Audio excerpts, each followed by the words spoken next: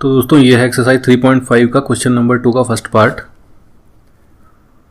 यहाँ पे हमसे कहा गया है for which values of A and be the following pair of linear equations have an infinite number of solutions. ठीक है, तो यहाँ पे किया क्या इन्होंने कि जो दो इक्वेशंस दी हैं उनमें से एक इक्वेशन तो दे दी पूरी, दूसरी में ए और बी डाल दिए। तो हमें ए और बी की वो वैल्यूज निकालनी है जिनकी वजह से ये जो दोनों इक्वेशंस हैं इनके इनफाइनाइट नंबर ऑफ सॉल्यूशंस हो। ठीक है, थोड़ा रिवीजन कर लेते हैं कि इनफाइनाइट नंबर ऑफ सॉल्यूशंस कब होते हैं, जब ये वाली कंडीशन होती है, जब a1/a2 is equal to b1/b2 is equal to c1/c2। ठीक है, तो a1/a2 is equal to b1/b2 is equal to c1/c2 होना चाहिए। तो वो हम करेंगे और उसके बाद कंपेयर करेंगे, उसके बाद हम ए और बी की वैल्यू निकालेंगे। ठीक है, चलिए ऐसा करते हैं। पहले स्टैंडर्ड फॉर्म में लिख लेते हैं 2x plus 3y minus 7 is equal to 0, क्योंकि स्टैंडर्ड फॉर्म यही होती, इस तरह बुला लेते हैं। इसको भी स्टैंडर्ड फॉर्म में लिखते हैं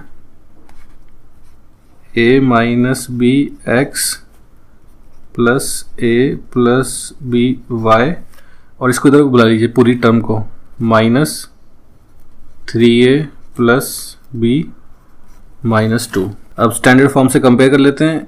a1 इज इक्वल टू क्या हो जाएगा 2, b1 क्या हो जाएगा 3, c1 क्या हो जाएगा -7, a2 क्या हो जाएगा नीचे वाला a माइनस बी, b2 क्या हो जाएगा a प्लस बी, और c2 क्या हो जाएगा ये चीज़, यानी कि -3a प्लस बी माइनस 2। तो हमने देखा था कि कंडीशंस क्या होनी चाहिए for infinite number of solutions a1/a2 is equal to b1/b2 is equal to c1/c2। ठीक है, तो हम कर लेते हैं। a1 क्या है 2, a2 क्या है a minus b is equal to b1 क्या है 3, b2 क्या है a प्लस बी, c1 क्या है -7, c2 क्या है -3a plus b minus 2। Minus से माइनस काट देते हैं। ठीक है, तो हमारे पास अब ये कंडीशंस आ गई हैं। देखिए अननोन कितने हैं यहाँ पे, हमारे पास अननोन कितने हैं 2, एक क्या है a, दूसरा है b। तो हमें पता है कि जब भी दो अननोन हो तो हमारे पास कितनी इक्वेशंस होनी चाहिए 2, एक अननोन हो तो एक इक्वेशन होनी चाहिए, 2 अननोन है 2 इक्वेशन, 3 अननोन है 3 इक्वेशन। ठीक है, तो हमें यहाँ पे 2 इक्वेशंस बनानी होंगी। कैसे बनाएं, पहले तो इस वाले को और इस वाले को ले लेते हैं, एक इक्वेशन बन जाएगी। उसके बाद इस वाले को और इस वाले को ले लेते हैं तो दूसरी इक्वेशन बन जाएगी। तो चलिए पहले हम इस वाले को और इस वाले को लेते हैं। तो हम इसको ऐसे लिख देते हैं 2 divided by a minus b is equal to 7 divided by 3a plus b minus 2। अब वो क्रॉस मल्टीप्लिकेशन, ये आ जाएगा ये आ जाएगा, तो ये कितना हो जाएगा 2 इंटू 3a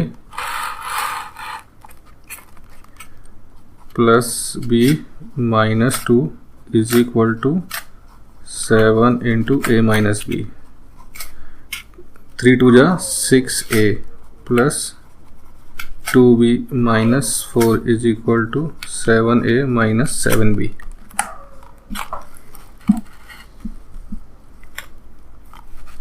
ठीक है, तो कितना हो गया ये हो गया था 6a plus 2b minus 4 is equal to 7a minus 7b। तो a को उधर ले जाइए और b को यहाँ ले आते हैं, तो ये हो जाएगा 2a minus 4 plus 7b is equal to 7a minus 6, 9b minus 4 is equal to a। इसको हम बोल देते हैं इक्वेशन नंबर 1। ठीक है, अब हम इस वाले को और इस वाले को ले लेते हैं। ठीक है, तो ये क्या हो जाएगा 3 divided by a plus b is equal to 7 divided by 3a plus b minus 2, cross multiplication होगा। ठीक है, तो ये क्या बन जाएगा, ये बन जाएगा 3 into 3a plus b minus 2 is equal to 7 into a plus b. 9a plus 3b minus 6 is equal to 7a plus 7b। A को इधर लिया, ये 9a minus 7a minus 6 is equal to 7b minus 3b। तो कितना हो जाएगा, 2a minus 6 is equal to 4b। ये equation 2। अब a की जो ये वाली वैल्यू थी ना, a is equal to 9 minus 4, इस इक्वेशन में डाल दीजिए। Put in value of a is equal to 9b minus 4 in equation 2। तो ये क्या हो जाएगा, ये हो जाएगा 2 into 9b minus 4 minus 6 is equal to 4b,